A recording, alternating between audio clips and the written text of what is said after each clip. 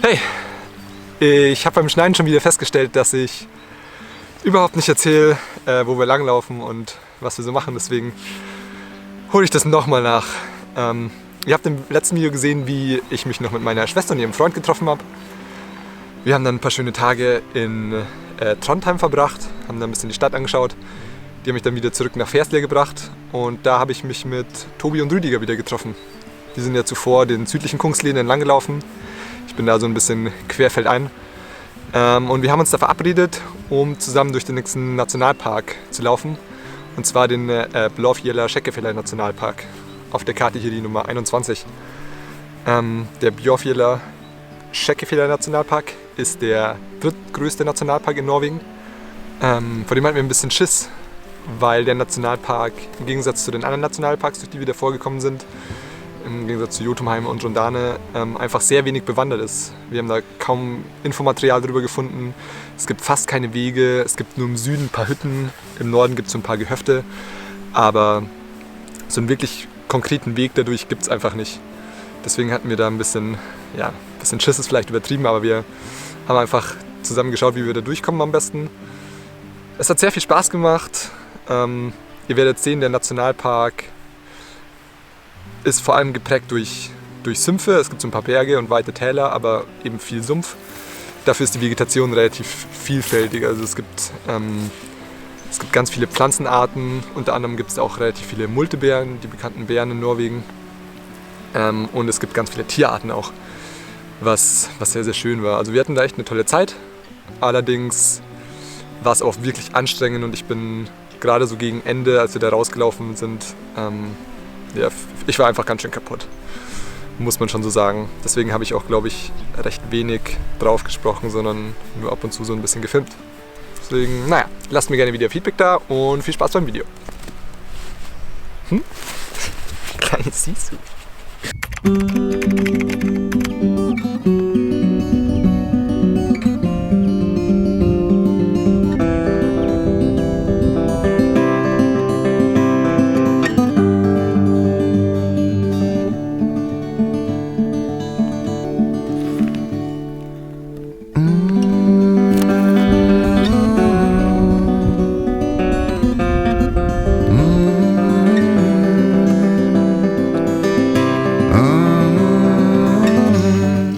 Das ist wie wenn man so ein Elch in der Wildnis sieht.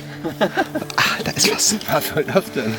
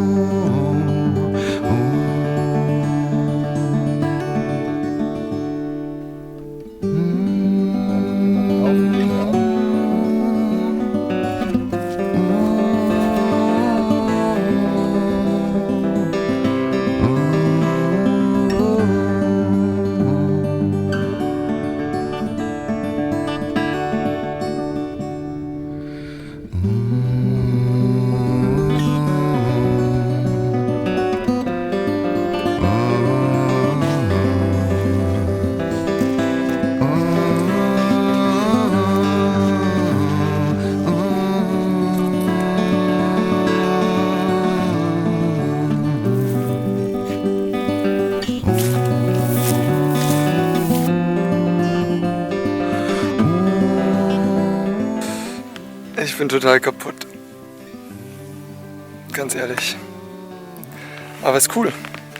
Echt schön. Es ist halt mitten im Nirgendwo, dieser Punkt. Aber es ist der geografische Mittelpunkt Norwegens. Gefällt mir. Rüdiger und Tobias dürften auch gleich hinter mir kommen. Die Hütte ist auch nicht mehr fern. Ist ja das? Ist das die Hälfte? Flatsch, flatsch, flatsch. Eigentlich ist ja die Hälfte dann, oder? Eigentlich ist die Hälfte. Den Moment muss ich mit dir feiern. Na gut. Norwegens geografischer Mittelpunkt, nicht schlecht, oder? Was ist denn das? Ist das der Mittelpunkt des Der Mittelpunkt Norwegens. Festlandes? Schätze ich mal, ja. Mitten im Schlammloch. Tanzt für den Puppenspieler! Ich glaube, der Alex hat einen Sonnenstich. Füßen weg. Hä? So, nimm mal die Schaufel und ebne mir mal den Weg. Ich bin mitten im Schlammloch hier. Gerade schön ist es. Gerade schön.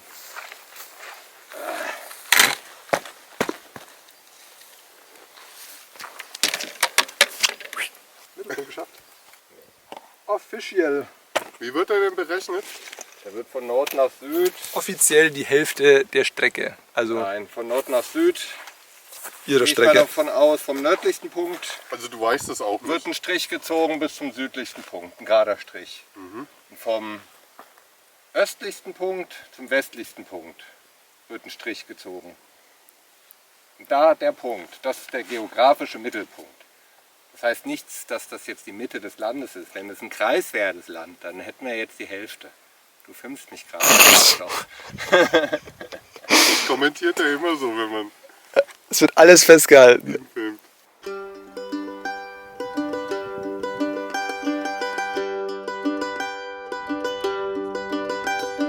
Such is the way of the world, you can never know just where to put all your faith and how will it grow. Wir haben gerade ein bisschen schwierige Situation. Wir laufen gerade Richtung Gaundalen. Hier in dem Nationalpark gibt es einfach keine Wege oder kaum Wege. Das heißt, wir laufen jetzt schon seit ein paar Stunden quer feldein.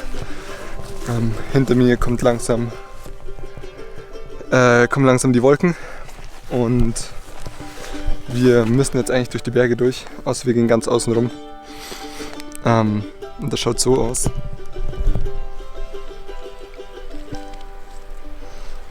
Ja, die Wolken ziehen halt auch langsam drüber.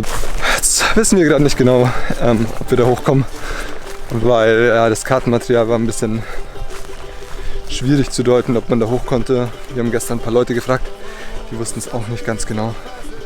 Aber wir wissen, dass da in der letzten Woche schon jemand drüber ist.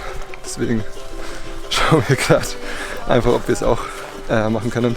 Das Gelände sieht auf jeden Fall interessant aus.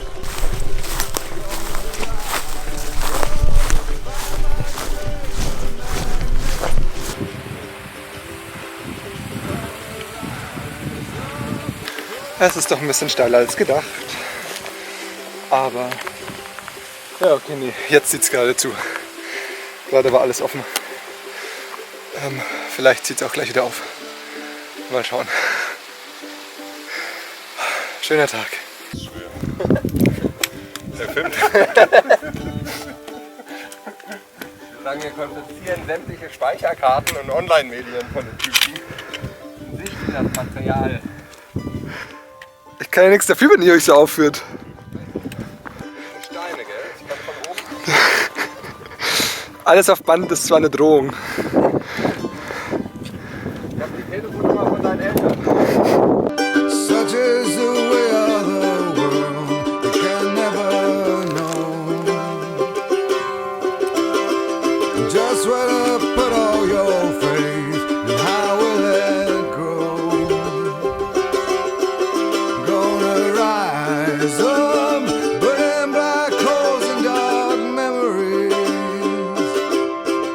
Gonna rise up, turn mistakes into gold.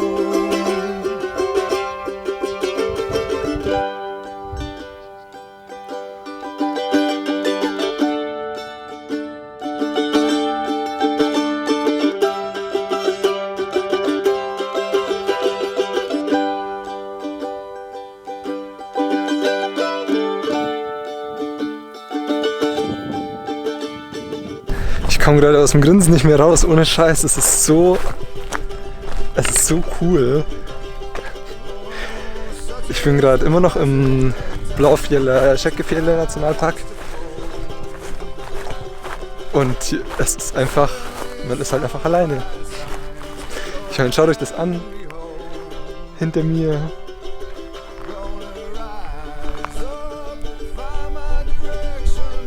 Ich habe seit Tagen keine Wege, keine richtigen. Ich laufe gerade auch nur querfeldein. Ich weiß, dass ich irgendwie in die Richtung muss. Ich habe gerade in irgendeinem See mitten in den Bergen ein kleines Bad genommen. Ich komme von den Kilometern her überhaupt nicht voran, weil ich die ganze Zeit anhalte und mich irgendwie kneifen muss, weil ich nicht glauben kann, dass das wahr ist. Das ist echt unglaublich. Das kann man sich so gar nicht vorstellen, wie das Gefühl ist, aber ich bin hier wirklich alleine. Ich kann schreien, so laut ich will, und mich wird keiner hören. Naja, die anderen beiden laufen jetzt eine andere Route, beziehungsweise versuchen Wege auf der anderen Route zu finden. Ich folge zu mehr oder weniger dem E1, aber auch nicht wirklich, weil es hier halt einfach keine Wege gibt.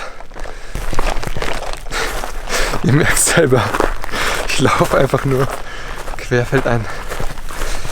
Egal, ich bin einfach happy, dass ich irgendwie hier rumlaufen darf.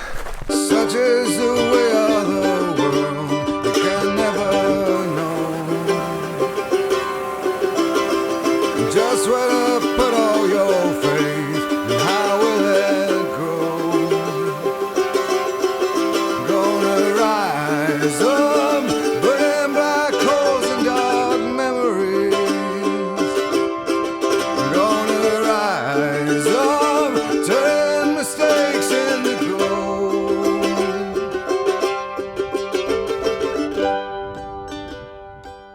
Schaut euch diesen wunderschönen Hund an.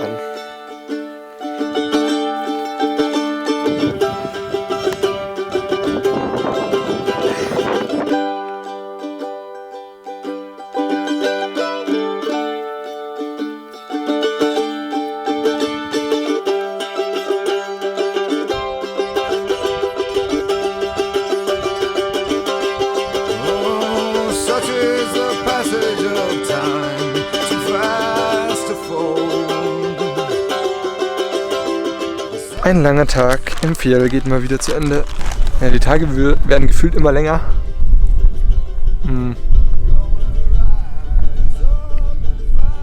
Ich merke wirklich, wie anstrengend das ab und zu, also das wechselt sich immer ab. In manchen Phasen fühle ich mich super gut und entspannt und habe Lust auf Wandern. Und ich stehe jeden Morgen gerne auf, weil ich weiß, ich komme irgendwo ganz woanders an abends, und das ist ein tolles Gefühl. Und gerade habe ich so eine Phase, es fällt mir wirklich teilweise schwer. Es fällt mir schwer aufzustehen und weiterzugehen. Also es hat sicher einige Gründe. Unter anderem ist das Gelände halt momentan nicht ganz leicht, und ja, es passt einiges nicht. Aber dann am Abend sitze ich hier, kann noch ein Brot essen oder irgendwas anderes. Ich weiß, dass es keinen Regen geben wird. Ich schlafe im Biwak. Und ich habe so eine wahnsinnig schöne Aussicht. Ist es nicht geil? Ich meine, ganz ehrlich. Naja, es geht weiter. Ich hoffe, dass meine Motivation wieder die nächsten Tage kommt. Ich meine, wenn ich so Tage habe wie heute, in denen es eigentlich echt gut geht und ich wahnsinnig schöne Aufnahmen auch machen kann, macht es auch ein bisschen mehr Spaß. Ich meine, es wär wirklich schlimm, wenn ich gerade im Büro sitzen müsste.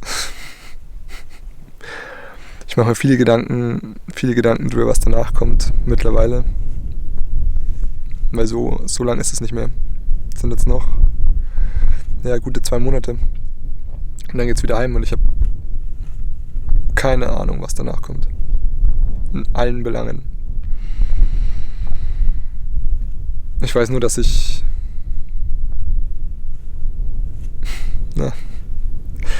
kein normales Leben führen will.